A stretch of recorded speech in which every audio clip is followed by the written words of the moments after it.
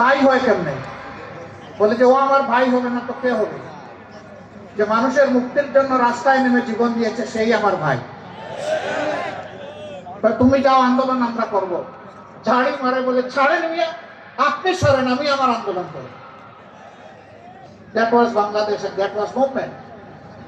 কেন এই 10 মাসের শিশু আন্দোলনে শরীর হয়ে গেল, এই 60 বছরের শিশু কেন শরীর হলো? এই মা কেন আসলেন? এর কারণ ছিল যে এরা শুধু বিরোধী দলের উপর, আলেম উলামার উপর নির্যাতন করে নাই, এরা 18 কোটি মানুষের উপর নির্যাতন করেছে।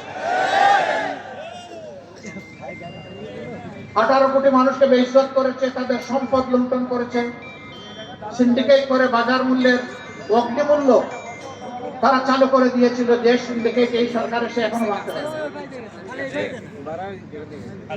আমরা জিজ্ঞেস করি যে আপনারা ভাঙতে পারেন না কেন? আপনাদের দোষ। আমাদের কি দোষ? বলে যে সিন্ডিকেটের ভাগ বদল হয়ে গেছে। আগে যাদের কাছে ছিল এখন আরেকজন এসে তাদের হাতে তুলে নিয়েছে। এই সিন্ডিকেটের বিরুদ্ধে আপনারা যুদ্ধ ঘোষণা করতে হবে। এই সিন্ডিকেটের হাত আপনাদেরকে ভেঙে দিতে হবে। 18 কোটি মানুষের উপর আর অর্থনৈতিক শোষণ চালানো যাবে না। এই সিন্ডিকেটের বিরুদ্ধে আপনারা নামুন, আপনাদের সাথে 18 কোটি মানুষ নামবে ইনশাআল্লাহ।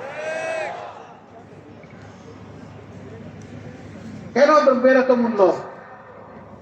উৎসস্থলে তো এত দাম পায় না আমার কৃষক। অনেক জায়গায় তার উৎপাদিত মূল্যের উৎপাদন খরচটা পর্যন্ত পায় না, অনেকে হাহাকার করে। তার কারণ হলো ঘাটে ঘাটে চাঁদাবাজি। এই চাঁদাবাজিটা আগে ছিল 5 আগস্টের পরে কুষ্টিয়ায় আর কোনো চাঁদাবাজি নেই। কুষ্টিয়া এখন চাঁদাবাজ মুক্ত, ঠিক আছে না? না এখনো চাঁদাবাজি চলে। তাহলে এতগুলো মানুষের জীবনের প্রতি আমরা কি সম্মান দেখালাম? আপনারা কি আবার চাঁদাবাজি এই দেশে চলতে দিতে পারেন? আপনারা সমর্থন করেন? আগে দখলদারি ছিল, ফুটপাত থেকে শুরু করে সব কিছু দখলে চলে গেছিল।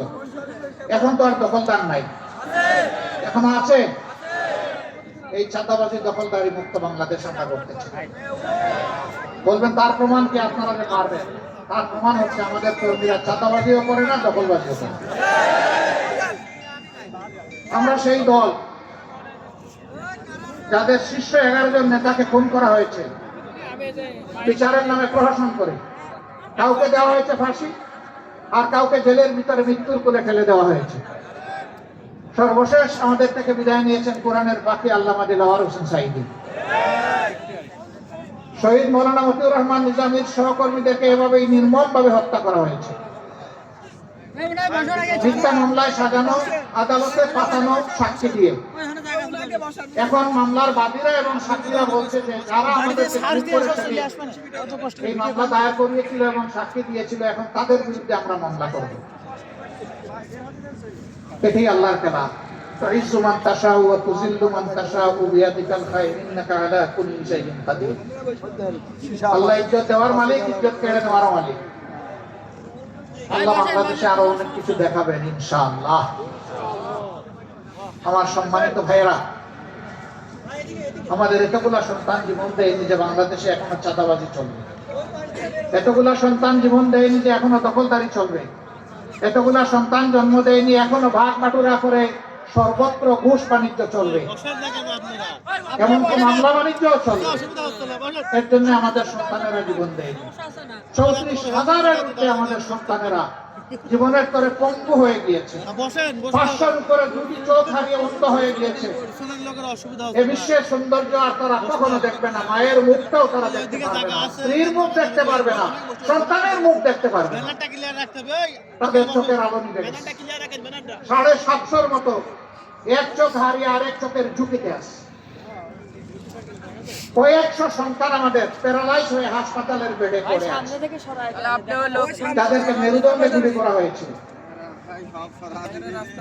কয়েক হাজার হয় হাত হারিয়েছে, না হয় পা হারিয়েছে। এতগুলো মানুষের প্রতি, জীবনের প্রতি, রক্তের প্রতি, লাল রক্তের প্রতি গাদ্দারি করা চলবে না। এই রক্তের আমানত রক্ষা করতে হবে, সম্মান দেখাতে হবে। তাই আমাদের সন্তানদের স্লোগান ছিল মাত্র একটা, উই ওয়ান্ট জাস্টিস। আমরা সর্বক্ষেত্রে ন্যায় বিচার চাই, আমরা বৈষম্য চাই না। আমরা আমাদের সন্তানদেরকে, গর্বের সন্তানদেরকে কথা দিচ্ছি, তোমরা যেমন জীবন দিয়ে জাতিকে আরেকবার স্বাধীনতা এনে দিয়েছ, আমরা প্রয়োজনে জীবন দিয়ে তোমাদের দাবি পূরণ করবো ইনশাআল্লাহ। আল্লাহ যেন এই তৌফিক আমাদেরকে দান করেন। আমরা একটা সাম্যের বাংলাদেশ করতে চাই। আমরা এই দেশে আর কোনো মাইনরিটি মেজরিটি এই কথা শুনতে চাই না। কিসের মেজরিটি আর মাইনরিটি? বাংলাদেশে যারাই জন্মগ্রহণ করবেন তারা সকলেই ধর্ম বর্ণ নির্বিশেষে এই দেশের গর্বিত মর্যাদাবান নাগরিক। রাষ্ট্রের সংবিধান সকলকে সমান অধিকার দিয়েছে। আল্লাহর সংবিধানও তাদেরকে সমান অধিকার দিয়েছে। আধুনিক রাষ্ট্রের প্রথম সংবিধান হচ্ছে মদিনা সনদ। এই মদিনা সনদের 1 থেকে 5 নম্বর ধারা পর্যন্ত প্রত্যেকটি হচ্ছে সকল ধর্মের মানুষের অধিকার সংরক্ষণের সনদ। সেখানে পরিষ্কার বলা হয়েছে ধর্মের ভিত্তিতে কোন নাগরিকের অধিকারকে বিভক্ত করা যাবে না। এই রাষ্ট্রে সকল নাগরিকের জীবন, সম্পদ এবং ইজ্জত সম্পূর্ণ নিরাপদ। এই রাষ্ট্রে সকল ধর্মের মানুষ নিজ নিজ ধর্মীয় আচার অনুষ্ঠান পালন করবেন অত্যন্ত নির্বিঘ্নে, নিরাপত্তার সাথে। কেউ কারো উপর হাত দিতে পারবে না, দুঃসাহস দেখাবে না। এই দেশের সকল ধর্মের মানুষ তাদের নিজ নিজ ধর্ম পালনে কোথাও বাধার সম্মুখীন হবে। ইসলামের ধর্ম কারো উপর জোর করে চালানো যাবে না। পরিষ্কার ভাবে এই সনদে এগুলো বর্ণিত আছে। সেই রাষ্ট্রে বলা হয়েছে তাদেরকে নির্বিঘ্নে ব্যবসা করতে দিতে হবে। যদি তাদের কাউকে বাইরের কেউ আক্রমণ করে, মুসলমানদের দায়িত্ব হবে তাদের পক্ষ নিয়ে লড়াই করা। আমরা সেই বাংলাদেশ চাই। আমরা সকল ধর্মের ভাইদেরকে বলি, যারা ধর্মের বিভাজন তৈরি করে মেজরিটি মাইনরিটি, তারাই আপনাদেরকে 53 বছর প্রশ্ন দিয়েছে, আপনারা চিন্তা করে ফেলুন। আমাদের দলের কেউ ওই অপকর্মে জড়িত নাই, অথচ দোষ দেয় আমাদের ঘাড়ে। কোথাও কিছু হলেই যত দোষ নন্দ ঘোষ সব করেছে জামাত ইসলামী, কিন্তু আগের গিয়ে খুঁজে পায় না, প্রমাণ করতে পারে না, একটাও প্রমাণ করতে পারে না। সম্মানিত ভাইয়েরা, তারা নারী পুরুষের ব্যবধান এনে আমাদেরকে বলে জামাতে ইসলামী ক্ষমতায় গেলে এই দেশে মহিলারা বিপদে পড়বে। কেন বিপদে পড়বে? মহিলার তো মায়ের জাত, আমরা তো তাদেরকে মায়ের মতো সম্মান করতে চাই, সম্মান করি। এর প্রমাণ আমাদের পরিবারের সদস্য, তারা লেখাপড়া করে, তারা পেশাগত দায়িত্ব পালন করে, তারা সামাজিক দায়িত্ব পালন করে, তারা রাজনৈতিক দায়িত্ব পালন করে। আমি একটা ক্ষুদ্র মানুষ, আমিও তার প্রমাণ। আমার স্ত্রী একজন সংসদ সদস্য, তিনি একজন চিকিৎসক, তিনি রোগের সেবা করেছেন। এখন যদিও তিনি পারেন না, 2টি মেয়ে তারাও চিকিৎসক, তারাও মানুষকে সেবা দেয়। একটি ছেলে, সেও চিকিৎসক, সেও মানুষকে সেবা দেয়। তাহলে আমি তো শুধু আমার ছেলেটাকে চিকিৎসক করার জন্য চেষ্টা করি নাই, মেয়েদেরকেও চেষ্টা করি। আমাদের বিরুদ্ধে এই সমস্ত অভিযোগ সম্পূর্ণ বলে, হ্যাঁ কর্মক্ষেত্রে হয়তো কালো হবে না, লাল হবে, সাদা হবে না, বেগুনি হবে, এটা আমার দায়িত্ব। বোরকা কাউকে জোর করে পড়ানো হবে। যে মা মনের সন্তুষ্টির সাথে বোরকা পড়তে চাইবেন, পর্দা করতে চাইবেন, তিনি করবেন। আমি অন্যান্য ধর্মাবলম্বী মাদেরকে কিভাবে আমি বোরকা পড়াবো? ইসলামকে আমাকে এই দায়িত্ব দিয়েছে না অধিকার দিয়েছে? কোনটাই নাই। তারা যা পছন্দ করেন সেই রকম তারা চলে। দেখেন আবার কোন সাংঘাতিক ভাই আবার এটা মেহরবানি করে নিউজ করে দিয়েন না যে জামাতের আমির সাহেব বলছেন মহিলারা সবাই তাদের পছন্দের পোশাক করবে। মাঝে মাঝে করে না, আমি যা বলি না আমার নামে চালান দিয়ে সবাই না, 2-1 জন। আর 2-1 জনের কারণে আমরা সকলের উপরে কষ্ট পাই।